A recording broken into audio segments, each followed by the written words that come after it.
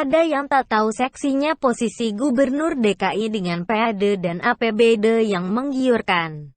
Jangan tanya soal problematika klasik Jakarta, banjir, macet, urbanisasi dan persoalan sosial lainnya, kalah semua dengan keseksian anggarannya. Jadi tak perlu heran bagaimana brutalnya Pilkada DKI 2017.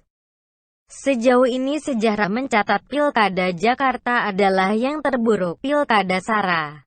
Dan satu lagi yang tak kalah menarik adalah posisi Gubernur DKI adalah jalan pintas menuju RI 1. Terbukti Presiden Jokowi melenggang mulus tanpa kendali. Mimpi RI 1 itu barangkali ada di depan mata dan dalam genggaman sosok Anies Baswedan.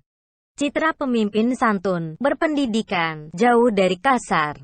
Jarang membuat ulah dengan DPRD DKI. Sejauh ini aman dan terkendali, walaupun sesekali PSI, parpol yang baru seumur jagung, terkadang bertingkah.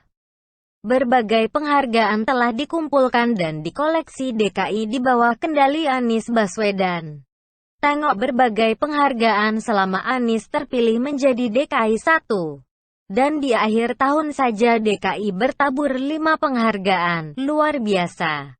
Di zaman Anies Jalan Sudirman Tamrin berdandan dan semakin cantik dengan trotoar yang lebar dan rapi. Sebetulnya proyek penataan trotoar itu warisan Jarot, dilanjutkan Anies dengan perombakan total.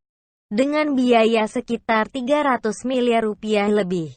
Tak ada yang tak tahu betapa bangganya Anies saat meresmikan Pelican Crossing di halte Transjakarta Bank Indonesia Jalan MH Tamrin sekitar bulan September tahun 2018.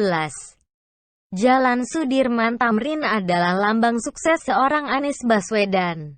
Tapi kenapa justru di jalan itulah mimpi buruk Anies Baswedan dimulai hanya karena obrolan tanpa sengaja seorang mensos dengan orang kecil yang menyandang predikat gelandangan dan pemulung.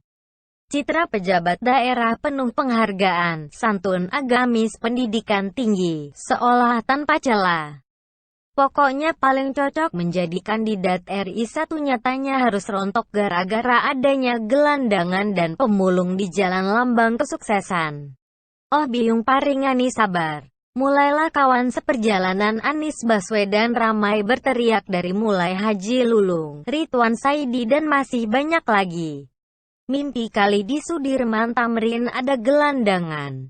Beruntunglah Ibu Mensos santai menanggapi tuduhan pencitraan, settingan, drama, sandiwara atau apapun juga.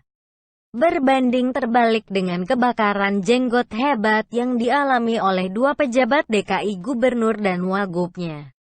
Rupanya pesona Bu Mensos menyilaukan penguasa DKI tersebut hingga setengah mati mengaburkan fakta bahwa tak mungkin ada gelandangan dan pemulung di Jalan Sudirman Tamrin.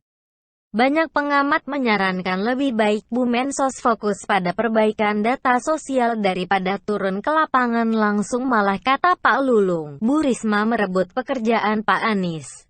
Tahukah Pak pengamat? Pak Lulung dan para pecinta sosok Anies Jakarta itu miniatur Indonesia. Saya cuma membaca gerak Bu Mensos tanpa ada kepentingan. Saya pikir Bu Risma itu berlatar belakang pendidikan teknik. Orang berpendidikan sudah pada tahu bahwa data masukan terbaik adalah data dari tangan pertama atau biasa disebut data primer. Kenapa Bu Risma sengaja menemui warga kurang mampu? Dari warga kurang mampu inilah akan didapat data-data dan keterangan soal apakah bantuan pemerintah sudah tersalurkan dengan baik? Apakah bantuan sudah tepat sasaran? Apa saja yang diharapkan warga dari pemerintah? Apalagi sekarang COVID-19 menimbulkan dampak ekonomi. Dan masih banyak hal lain yang bisa diketahui lewat wawancara langsung dan melihat sendiri ke lapangan. Setelah beberapa kali bertemu orang kurang mampu secara acak, sudah tentu akan dicocokkan dengan data sekunder yang barangkali telah ada. Setelahnya membandingkan semua, baru Bu Mensos akan mendapat gambaran lebih baik akan keputusan yang harus diambil. Reaksi berlebihan dari kedua pejabat DKI, para rekanan termasuk tim sosial media Anies jujur membuat sedikit tanda tanya. Saya berpikir rupanya pesona Bu Risma menakutkan dan menjadi mimpi buruk yang akan menghancurkan citra yang telah terbangun dengan rapi tentang sosok Anies Baswedan. Atau bisa jadi Anies dan pendukungnya sedang dihantui rasa cemas oleh pesona Bu Risma yang akan menjadi ancaman kuat di kancah perpolitikan yang akan datang. Tri Risma hari ini yang seolah menjadi reinkarnasi disiplin, galak, tegas, berani dan terarah dari seorang Ahok. Olah kenapa juga ketemu yang model begini lagi, sebelaku kata Pak Anies. Bagusan Bu Risma itu diajak ngopi aja Pak biar akrab, siapa tahu bisa diajak kolaborasi politik itu cair. Tidak putih tidak hitam, abu-abu. Di ujungnya tiba-tiba teringat Jeng Fahira Idris. Kemana aja ya sudah lama tidak bersuara.